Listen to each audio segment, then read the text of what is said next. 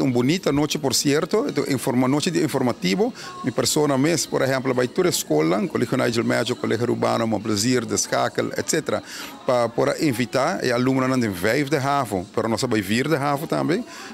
6e VWO, para nós vai 5e VWO também, nós vamos adiantar, para você te señalam que também de Holanda, como que era que tinha shortness na Câmara na Holanda, depois de guerra inicial de Ucrânia e também na Israel, ela vira mais pior, e tem um waiting time de 2 para 4 anos. Essa é a informação que nós recebemos, concreto, e para isso também nós preparamos um programa de informação, onde nós stress hope é parte da Câmara, botar um QR Code que você download no screen e está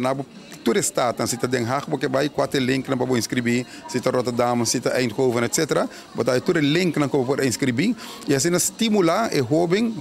também com maior, estimular maior também importância, porque se você pensar de vai estudar Augusto Sotraia, a o que vamos já escrever em pessoas de 4e classe igual, que se você pensar outro ano, aqui 2 anos, já outra é importante para você escrever em, também te dou informação, por exemplo, a plataforma aqui na Holanda, tinta custa €35 por ano, tinta €35 eenmalig, dus toen inversão que se você não vai mesmo invertir de mês no tempo. Mas costa também nós damos informação agora que nós logra junto com o ministro de Ensinança de Holanda, de Corsau, Sint Maarten, e minha persona, a nível de 4 landen overleg na abril que passa, nós resolvemos outro problema, o BSN número, que é muito importante para o estudante na Holanda, quando chega, passa lunas, tem viaja, promete que esse, não pode inscrever, não pode abrir conta de banco, etc. Abril que passa, para promete viajar de história, nós otorgar e promete estudante de Corsau subir esse número e desde agora aqui todo estudante por aplicar para isso aqui via duo e botar aí promete que vai ser também algo que nós resolver. Pero o qual que era tão preocupante da Câmara nem pensei nós põe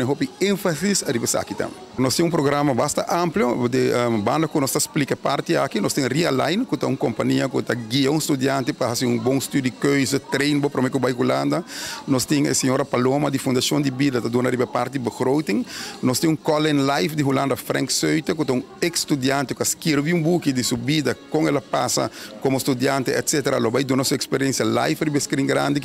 e claro, nós temos Jocelyn Cruz também,